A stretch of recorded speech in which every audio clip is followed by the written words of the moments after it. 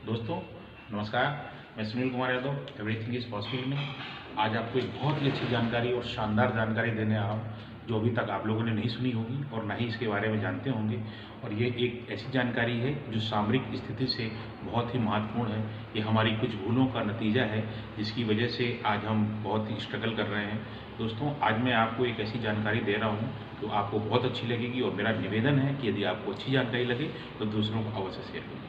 दोस्तों जैसा कि आप जानते हैं कि हमारा देश अंग्रेज़ों का गुलाम था और 1947 में हम आज़ाद हुए और आज़ादी के ठीक पहले भारत और पाकिस्तान दो देश बने। ये एक डिवाइड लाइन बनी भारत और पाकिस्तान की जिसको हम रेड क्लिफ के नाम से जानते हैं। ये रेड क्लिफ रेखा थी जिसने भारत और पाकिस्तान को बांट दिया और उसके पहले चाइना को इंडिया से बांटा गया जो मैकमोहन रेखा के नाम से हम जिसको जानते हैं। ये मैकमोहन रेखा ये भारत और चाइना को अलग करती है। दोस्तों 1937 में आपको जैसे पता हो कि 1937 में भारत बर्मा जो है जिसको हम आज म्यांमार के नाम से जानते हैं, ये बर्मा भी पहले भारत का ही अंग था लेकिन 1937 में बर्मा भारत से अलग हुआ और एक स्वतंत्र देश बना। दोस्तों अब मैं आपको बताता हूँ कि मेरा आज का विषय क्या। आज का मेरा विषय है कोको आइलैंड। ये कोको आइलैंड क्या है दोस्तों मैं बताता हूँ आपको। आप जैसा कि जानते हैं कि हमारा देश हर क्षेत्र में नंबर 1 है। हम नेवल में भी नंबर 1 हैं, एयरफोर्स में भी नंबर 1 हैं और जो हमारी इन्फेंट्री है जो हमारी मिलिट्री है उसमें भी हम नंबर 1 हैं, बहुत बड़ी ताकत रखते हैं। दोस्तों इंडियन नेवी का जो सबसे बड़ा बेस है, जो इंडियन नेवी जो हमारी है उसका जो सबसे बड़ा बेस है और जो हमारी सामरिक क्षमता जहाँ पर भी सबसे ज़्यादा रहती है वो या तो रहती लक्षद्वीप के आसपास रहती है या फिर वो अंडमान निकोबार द्वीप समूह में हमारे नेवल बेस जो है वो बहुत मजबूती के साथ हमारे देश की रक्षा कर रहे हैं हिंद महासागर, अरब सागर और बंगाल की खाड़ी में।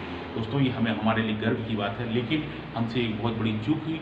1947 में जब देश आज़ाद हुआ तो उस समय देश में बहुत ही छोटी छोटी रियासतें थीं, अलग अलग रियासतें थीं। जी लगभग 564 रियासतें आप पढ़ते हैं लेकिन 564 रियासतें जो भी पढ़ते हैं मैं आज आपको क्लेरिफिकेशन भी कर देता हूँ कि भारत में सिर्फ 527 रियासतें ही थी लेकिन 564 या 541 आप पढ़ते हैं। वो कारण क्या था, जब देश आज़ाद हुआ तो कुछ रियासतें तो यहाँ भी थीं और कुछ रियासतें बांग्लादेश में भी थी, इसलिए कुल मिलाकर उनको 564 रियासतों के नाम से बोलते हैं। लेकिन हमारे देश में जो रियासतें थी उनकी संख्या थी 527 और 527 रियासतों को भारत में एक करने की जिम्मेदारी 2 लोगों को दी गई। एक तो हमारे सरदार वल्लभ भाई पटेल और दूसरे थे मेनन साहब। इन दोनों ने अपना काम बखूबी निभाया और भारत को एकीकृत भारत के रूप में जोड़ा। 524 रियासतें तो आसानी से आ गई लेकिन 3 रियासतें बहुत ही दिक्कत में भारत में विलय किया, जिसमें से जम्मू कश्मीर, हैदराबाद और जूनागढ़ का निज़ाम, ये भी भारत में मिल गए लेकिन हम सफल हो गए। अब हम आपको बताते हैं कोको आइलैंड। जब 1950 में 1947 में हमारा देश आज़ाद हुआ उस समय जैसा कि आप जानते हैं माउंटबेटन इस देश का गवर्नर जनरल था और हमारे देश का अंतिम गवर्नर जनरल था और स्वतंत्र भारत में भी उसने कार्यभार संभाला। तो अंग्रेज तो चाहते थे कि ये देश कमज़ोर हो, हम इसको टुकड़ों टुकड़ों में करते जाएं। तो दोस्तों उन्होंने कोको आइलैंड जो था ये बर्मा से 250 किलोमीटर दूर था। 250 किलोमीटर ये बर्मा से दूर था। कलकत्ता से इसकी दूरी जो थी वो 1255 किलोमीटर थी और अंडमान निकोबार द्वीप समूह से दूरी इसकी ये जो द्वीप जो आप ये क्षेत्र देख रहे हैं ये कोको आइलैंड ये जो इसकी दूरी थी अंडमान निकोबार द्वीप से मात्र 20 किलोमीटर दूर थी। अब आप ये समझ लीजिए 20 किलोमीटर दूर जो क्षेत्र था वो भारत में तत्कालीन जो हमारे देश के प्रधानमंत्री थे पंडित जवाहरलाल नेहरू उन्होंने ये क्षेत्र बर्मा को गिफ्ट कर दिया माउंटबेटन के कहने से। आज ये हमारे लिए बहुत बड़ा सिरदर्द बना हुआ है।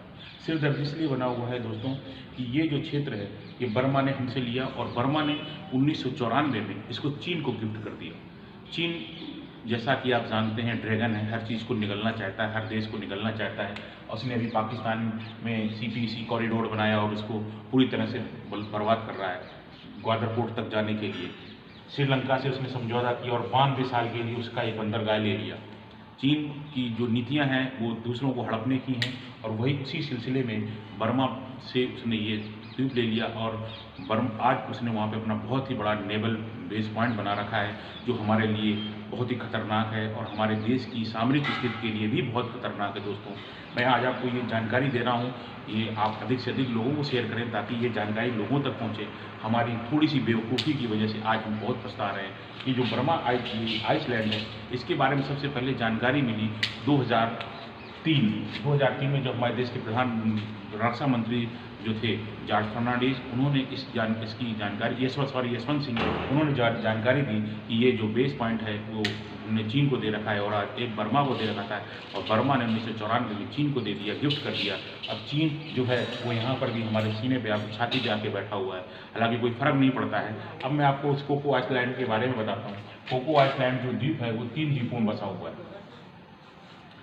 पहला जो है टेबल द्वीप, जिसको हम कहते हैं, ये टेबल द्वीप, इसकी जो टेबल द्वीप की लंबाई और चौड़ाई है वो 1.6 से लेके इसकी लंबाई और इसकी चौड़ाई जो है 1.2 किलोमीटर।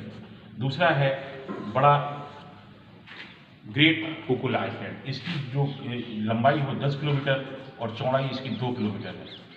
इसके बाद एक छोटा कोको द्वीप, ये 5 किलोमीटर लंबा है और 1 किलोमीटर चौड़ा है। दोस्तों, यहाँ जो ये जो क्षेत्र है ये हमारे कलकत्ता से 1255 किलोमीटर दूर है और बर्मा से 250 किलोमीटर दूर। दोस्तों, ये 20 किलोमीटर दूर अंडमान निकोबार द्वीप समूह से है। दोस्तों, अब इस आइसलैंड के बारे में हम इतनी चिंता क्यों करते हैं? क्योंकि ये हमारे लिए बहुत ही खतरनाक है और इस द्वीप को चीन ने हमसे ले रखा है। दोस्तों, मैं अभी आपको इस वीडियो के बाद मेरा आप देखना, मैं आपको उसके सारे वीडियोस, फीचर्स और वो सारे रिकॉर्ड्स जो हैं मैं आपको इस वीडियो के बाद दूंगा। दोस्तों, ये है कोको आइसलैंड। ये कोको आइसलैंड को 3 द्वीपों में बांटा है। Table Island, Great Coco Island और स्मॉल कोको आइसलैंड। 1945 में आज़ाद हिंद फौज ने इसको अंग्रेज़ों से जीता, तब ये भारत में शामिल हुआ। दोस्तों, ये स्थिति है वास्तविक स्थिति कोको आइसलैंड की। आप देखिए और अगर अच्छा लगे तो दूसरों को भेजिए। आप सब मस्त देशवासियों को गर्व है और मुझे भी गर्व है कि मैं हिंदुस्तान में पैदा हुआ।